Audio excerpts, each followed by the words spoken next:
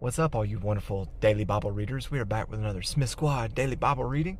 We are in Genesis 19 and 20 and Matthew chapter 10.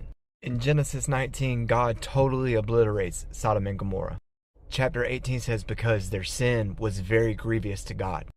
It's obvious from verses 4 and 5 in chapter 19 that the sin that was so grievous to God was complete sexual immorality. It says, every man, young and old, from every quarter of the area, surrounded Lot's house to sleep with these two men. Keep in mind, the Amorites that dwelled in this area witnessed firsthand God's mighty work through Abraham when he and 300 of his own household defeated all of those other kings. Verse 24, so God rained down fire and brimstone from heaven and completely obliterated the entire city.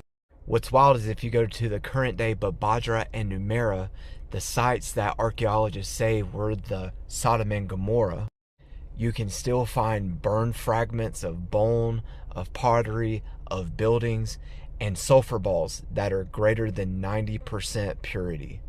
It is very evident that this land was completely burned to the ground. Now, sulfur balls can be found in other parts of the world, like near volcanoes, but they're not at the grade of purity like you find in these areas.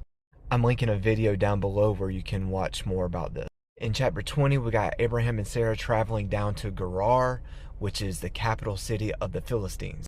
Now, Abraham lies again about Sarah being his wife. Now, Abraham has already done this once and been rebuked for it back in Genesis chapter 12, but he falls again into the same sin.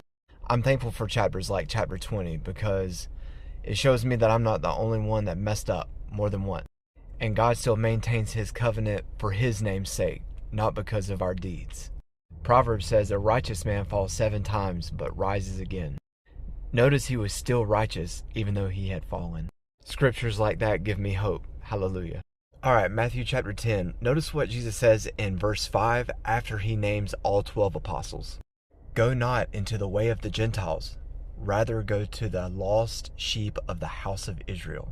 See, if you understand how this book is set up, and you understand that there are different dispensations, then you won't be led astray by some of these weird false doctrines. You won't think that salvation comes through the law, or being dipped in water, or maintaining good works. You're not going to think that the church has replaced Israel.